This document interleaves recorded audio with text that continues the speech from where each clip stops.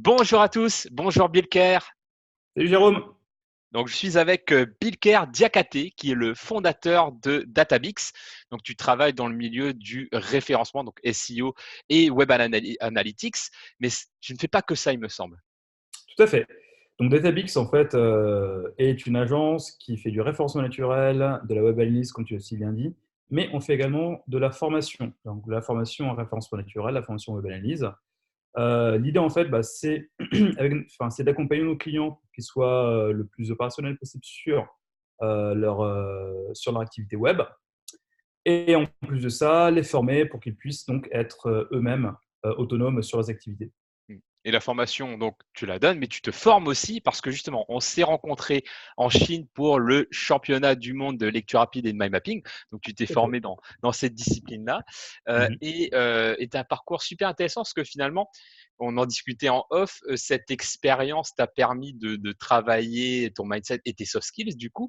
Et justement, on s'est revu ensuite pour un atelier que j'animais sur les soft skills. Et Mhm. depuis, tu as relevé un autre super défi. Donc, tu es parti Ouais, 2 mois à San Francisco pour apprendre le machine learning. Machine learning, c'est pas simple à apprendre, il me semble. C'est quand ouais, même là, tu as vraiment utilisé les ressources de ton cerveau par rapport à ça. plus que des ressources. Et justement, du coup, tu vas nous en parler un peu plus. Et maintenant, donc, le next challenge, là, ça va être le championnat de France de lecture rapide et mind mapping, parce que donc, tu viens donc le 4 octobre à Paris. Et donc, j'ai Mhm. hâte de voir les performances de ton cerveau maintenant qu'il est passé par Ouh. ce défi, voilà, de 2 mois à San Francisco. Est-ce que tu peux justement nous parler un peu plus, parce que tu as un peu documenté sur ton site justement ton Mhm. aventure, mais j'aimerais bien avoir un peu les coulisses de cette aventure. Alors les coulisses, alors par où commencer? En fait, quand j'ai commencé à travailler donc, dans le référencement il y a 5 ans maintenant, j'ai toujours été curieux de savoir comment fonctionne l'algorithme de Google.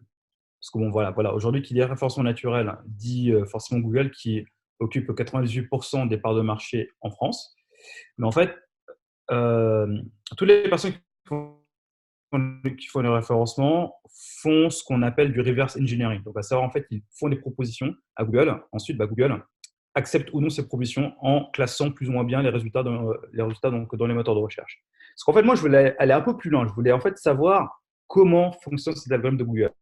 Donc, du coup, je m'étais documenté et en fait, il s'avère que Google est ni plus ni moins qu'une intelligence artificielle qui, euh, qui utilise une partie de l'intelligence artificielle qui s'appelle donc le machine learning. Donc, machine learning, c'est tout simplement la machine à apprendre.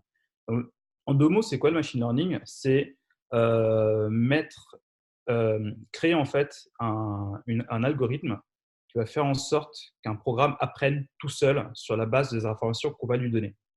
Donc, exemple, tu as un robot de cuisine. Si tu lui donnes, tu as un robot de cuisine et tu veux qu'il apprenne à faire une omelette. Donc, si tu lui donnes un bouquin, des œufs, des oignons, ainsi que des poivrons, ton robot de cuisine, par un algorithme que tu vas lui donner, va devoir savoir faire une omelette. Le machine learning, c'est exactement la même chose. Donc, du coup, on donne des informations à une machine et celui-là, en fait, va apprendre tout seul comment proposer le meilleur service. Donc, voilà comment fonctionne Google. Donc, du coup, en fait, moi, je voulais savoir donc, dans les rouages, dans les détails, comment fonctionne Google. Donc, du coup, je me suis dit, bon, je vais apprendre le machine learning. Et comme un défi n'arrive pas seul, je me suis dit, on va aller à la terre-mère du machine learning, donc là où tout a commencé, on va aller à la Silicon Valley. Donc du coup, je me suis documenté, j'ai vu que Stanford University, donc, qui est l'un des plus grands universités du monde, propose un programme estival en machine learning. Du coup, je me suis documenté et tout, je me suis inscrit et je suis parti. 2 mois à San Francisco, donc à la Silicon Valley, donc au cœur de la Silicon Valley, à Stanford University, pour apprendre le machine learning. Donc voilà, je suis parti pendant 2 mois. Alors, ce qu'il faut savoir aussi, c'est qu'en fait, moi, j'ai un background plutôt économiste et web marketeur, on va dire, marketeur plutôt. Donc du coup, je n'ai pas du tout de background mathématique. Et la machine learning nécessite beaucoup, beaucoup, beaucoup de connaissances mathématiques. Du coup, j'ai dû réapprendre à faire des dérivés, j'ai dû réapprendre à faire des équations, tout cela. Et du coup, c'était très, très, très, très, très, très dur au début parce qu'il fallait que, voilà, il fallait que je détruise des choses que je savais, il fallait que je détruise des croyances pour les remplacer par d'autres. Et surtout, en fait, il a fallu que je liste en fait les objectifs qui me permettront d'avoir de la force, on va dire, si je voulais donc avancer un peu plus loin donc dans ce programme-là. Donc, du coup, en fait, le début était très, très, très, très difficile. Et donc, du coup, Parce en préparant cela, mmh. avant de Parce qu'en fait, partir, juste, tu dis un truc qui est hyper intéressant, c'est que si je comprends bien, ce défi-là, c'était oui, vraiment un défi pour apprendre des compétences techniques, hein. Donc le machine oui, learning, c'est quand même très hard skill, c'est très technique, oui, tout à fait. mais que finalement, parce que comme tu disais en off, comme c'était quand même difficile et que tu as dû voilà, ça il y a beaucoup de choses qui ont dû, changer dans ton cerveau justement pour t'adapter à ces contraintes-là. C'est finalement la Hmm. dimension soft skills qui, t'a aidé à relever le défi, à poursuivre, à être résilient, à t'adapter et cetera. Est-ce que donc il y a eu un rôle justement des soft skills dans ce sens, dans ce Ouais. défi? Alors, tout à fait. Merci de recentrer parce qu'en fait, je suis tellement passionné par ce sujet que je peux en parler, voilà, que je peux en parler comme ça, que je peux un peu, que je peux un peu divaguer. Donc oui, effectivement, en fait, avant de commencer mon programme, j'ai fait quelque chose que tu m'avais recommandé en formation. Je me suis projeté, je me suis visualisé en fait. Donc moi, ayant mon diplôme de machine learning. Donc si j'ai mon diplôme de machine learning, qu'est-ce que je vais faire? Qu'est-ce que je vais pouvoir faire avec ce diplôme? Qu'est-ce que je vais apporter en plus à mes clients? Qu'est-ce que je pourrais apporter en plus à des personnes que je pourrais former en formation? Quelle serait ma valeur ajoutée par rapport à la plupart des agences en référencement ou bien en web analyse français. Voilà. Qu'est-ce que je pourrais en fait donner en plus pour que voilà, pour que je me lance ce défi d'apprendre le machine learning. Donc du coup, je me suis visualisé, donc je me suis posé, j'ai respiré, j'ai fermé les yeux et je me suis vu en fait en train d'avoir une expertise supplémentaire. Je me suis vu en train de donner des cours supplémentaires. Je me suis vu en fait en train d'apporter quelque chose de neuf dans mon métier. Donc ensuite, je me suis également visualisé en train de donner des conférences sur le machine learning. Et donc du coup, en fait, je me suis imaginé en fait prendre mon métier actuel, hein, donc le référencement, le machine learning, le fusionner et créer quelque chose qui pourrait donc euh, vulgariser au maximum le machine learning par rapport à mon métier. Je me suis visualisé en train de faire ça. Et surtout, avant de commencer, tout juste avant de commencer le programme, j'ai mis en place pro, un, un programme personnel qui me permettrait d'adapter mon cerveau en fonction des différentes phases de la journée. Donc du coup, en fait, en fait, je fonctionne beaucoup avec le rythme circadien, on va dire. Donc du coup, en très peu de mots, le rythme circadien, en fait, c'est voilà, suivre le rythme de ton corps pour être le plus productif possible. Du coup, je me suis dit, à 5 heures du matin, il faut que je commence à bosser. Parce que 5 heures du matin, c'est le moment où le cerveau est au top. Donc, du coup, à 5 heures du matin, c'est là où je commence mon programme. Je bossais à peu près jusqu'à 8 heures. À 8 heures, je prenais une grosse pause, donc avec un gros petit-déj. Ensuite, j'enchaînais jusqu'à 11 heures. Gros petit-déj. Et ensuite, soit l'après-midi, j'allais en cours d'anglais. Donc, bah oui, parce qu'en fait, parallèlement à tout ça, je prenais des cours d'anglais dans une école parce que mon niveau d'anglais n'était pas si terrible que ça. Ouais, en plus, Je tu devais peut-être t'ennuyer un petit peu pour, l'apprentissage du m'ennuyais un peu. voilà, donc on va rajouter des petites couches. Voilà. Ou bien soit bah, je prenais un peu de repos. Donc, du coup, j'ai mis en place ce programme-là. Et ensuite, bah, jour après jour, en fonction de comment j'avançais dans mon programme, de machine learning pour le coup, et bah, comment dire, bah, j'ai réadapté en fonction de mon avancée, en fonction de mon objectif et surtout en fonction de comment je me sentais. Parce qu'en fait, le corps envoie souvent des signaux qui ne trompent pas. Donc, au bout de la deuxième semaine, par exemple, j'étais très, très, très, très fatigué parce que c'était beaucoup d'informations qui venaient à moi, beaucoup d'informations neuves. Je devais déconstruire énormément de choses dans mon cerveau pour les remplacer par d'autres. Donc, du coup, au bout de 2 semaines, j'avais fait une petite pause de 3 jours de réattaquer. Et ensuite, j'ai réattaqué de nouveau donc pendant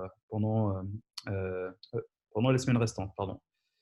Et donc, et donc du coup, pour revenir un peu sur les soft skills, vu que je m'étais visualisé, donc vu que je m'étais programmé donc, avant mon diplôme, euh, je recherchais en fait quels étaient les soft skills qui pourraient le plus m'aider à atteindre mon objectif. Et donc du coup, j'en avais identifié 4 au moment de faire mon programme. J'ai identifié la patience, l'endurance, la persévérance et la conviction. Donc la patience, pourquoi? Parce que de toi à moi, Jérôme, quand on apprend quelque chose de nouveau et qu'on n'a pas du tout ces bases-là, on peut vite abandonner. On Mmh. peut très vite abandonner. Donc, du coup, là-dessus, j'ai modélisé une personne que j'admire beaucoup sur Terre, qui est Nelson Mandela. Mmh. Voilà, qui pour moi est la personne la plus patiente que je connaisse dans ce monde. Donc je rappelle juste qu'il a passé 27 ans en prison pour défendre ses convictions. Donc du coup, à un moment, en fait, j'ai fermé les yeux, je me suis visualisé en tant que Nelson Mandela dans sa petite prison de 9 mètres carrés à Robben Island pendant près de 20, pendant près de 30 ans. Je me suis dit, waouh, d'accord. Donc du coup, si lui, il a pu faire ça avec des conditions fortes, bah moi, en fait, voilà, les 11 semaines que je peux faire en apprenant le machine learning, c'est facile, hein. Oui, Tu ouais, vois. San Francisco, à Stanford, un peu plus San confortable, Francisco, quoi. Stanford, voilà. Donc du coup, bon, je pense que ça peut se faire. Donc lui, c'était mon modèle de patience. Donc du coup, en fait, à chaque fois que je sentais que ma patience atteignait sa limite, bah, en fait, je repensais à ça. Je repensais donc à Nelson Mandela, donc, bah, qui a attendu autant de temps à Robben Island. Ensuite, donc ça, c'était la patience.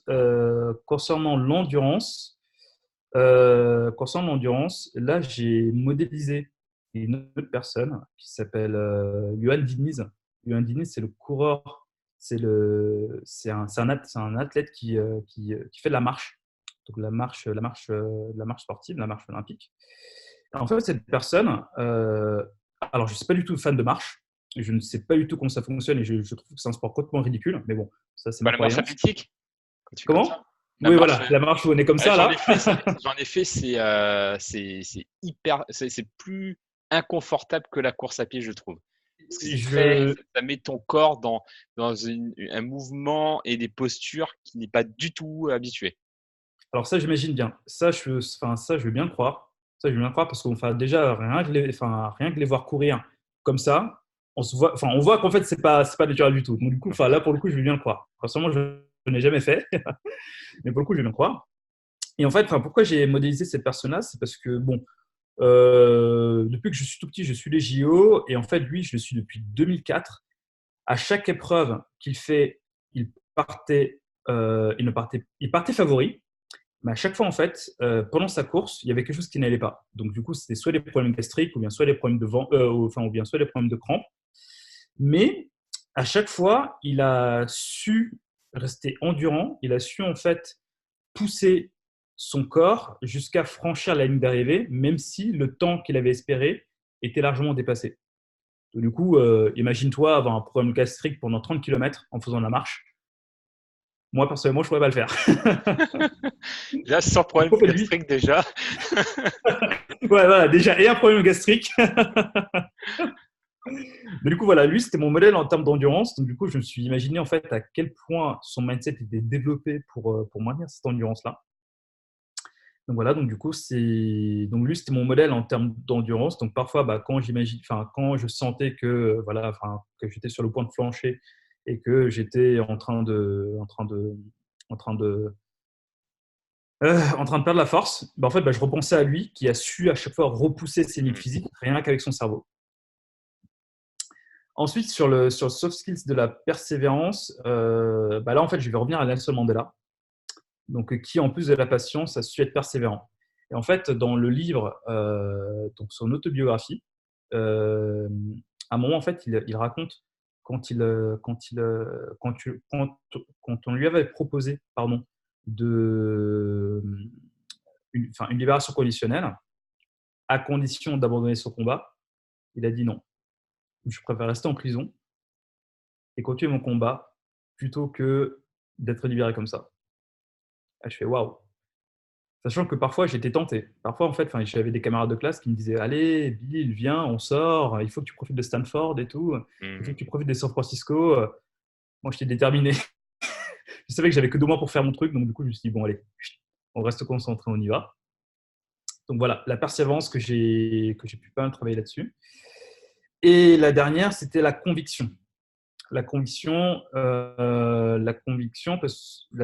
fait de me dire voilà, je fais ça parce que derrière je peux apporter quelque chose de nouveau, aussi bien dans mon métier que dans les différents projets entrepreneuriaux que je suis en train de faire à côté.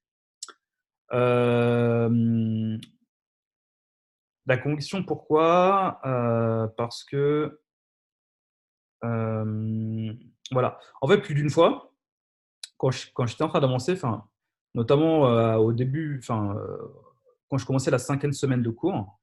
À un moment, je me suis dit: «Mais en fait, pourquoi je fais tout ça? Pourquoi je peux pas juste continuer à faire mon métier comme tout le monde, être anonyme comme tout le monde, avancer comme tout le monde?» Et c'est là, en fait, où j'avais repris toutes les choses que j'avais notées au début, tous mes objectifs que j'avais notés au début, pourquoi je fais ça? Et en fait, ça avait permis, en fait, d'affirmer encore plus la conviction de ce que je faisais. Voilà, je fais ça parce que je suis convaincu que ça va m'apporter plus dans mon taf.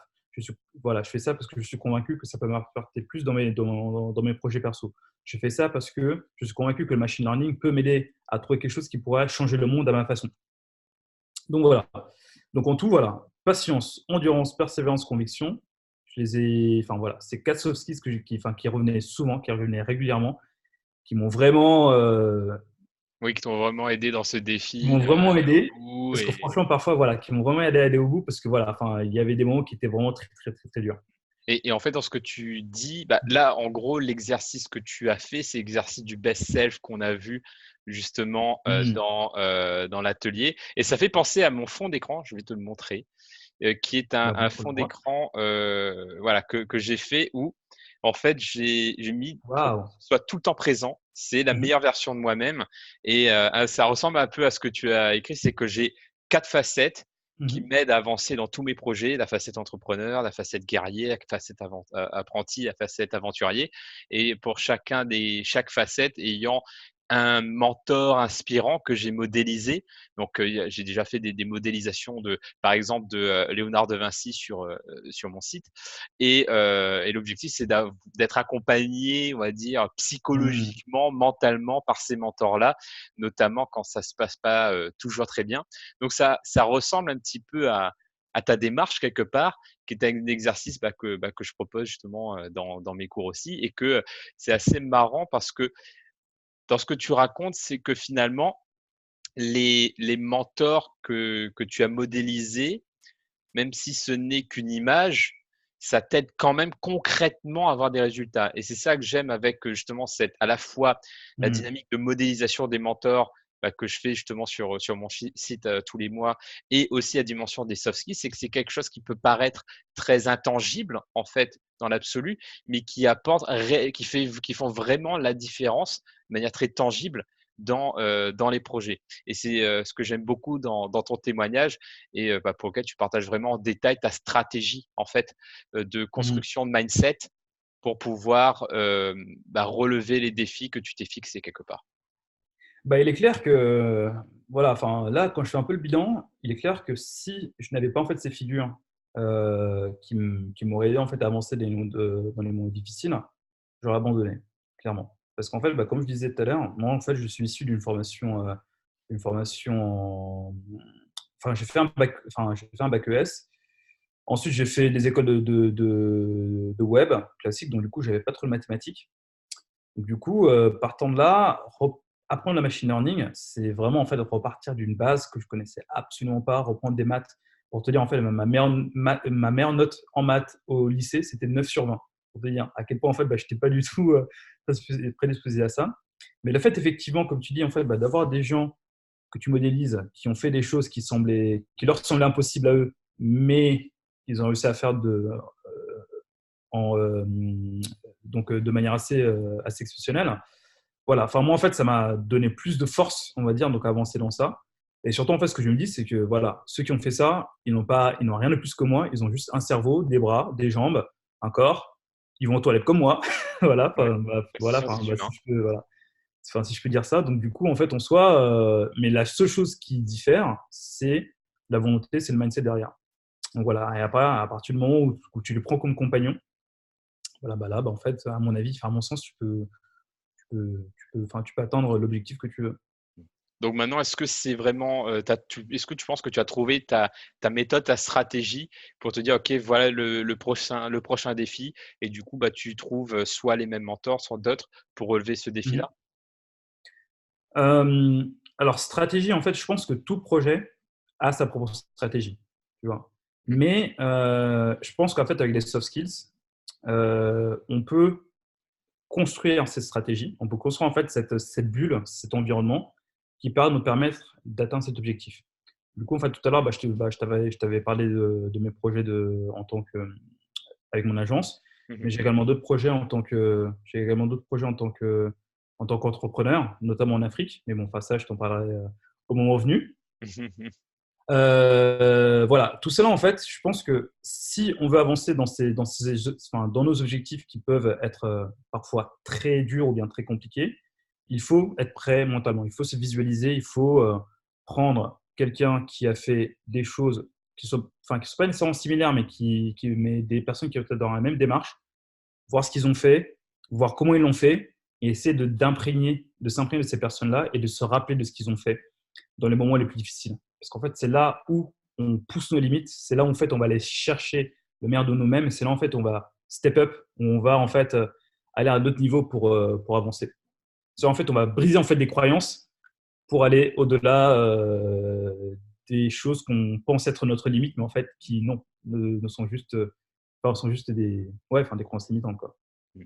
Super, excellent. Bah, merci beaucoup pour ce témoignage hyper complet, parce que là, du coup, on a bien vu les coulisses, bah, de cette aventure-là et qui, je pense, va vraiment éclairer d'autres personnes qui se disent, bah, qui ont peut-être pas forcément comme projet d'apprendre le machine learning, mais que finalement cette démarche peut s'appliquer à toute démarche et je Mmh. trouve ça, très inspirant et Ah, notamment, bah, complètement. là, tout à l'heure, tu parlais donc, on parlait du championnat de France, ça, du 4 octobre en lecture rapide et mind mapping et bah, Mmh. clairement pour les personnes qui participent à ce championnat, vous pouvez utiliser aussi ces concepts-là. Ça va vous aider au-delà des entraînements techniques, hein. Pour la lecture rapide, il y a des entraînements techniques de vitesse, et cetera. Le mind mapping, c'est quand même assez technique. Ce qui va vraiment faire la différence, et moi, Mmh. c'est ce qui a fait la différence, que ce soit championnat du monde ou championnat du Royaume-Uni, bah, c'est vraiment cette dimension mindset, modélisation, discipline, soft skills, qui fait que bah, vraiment, on peut vraiment se dépasser, quoi. Tout à fait.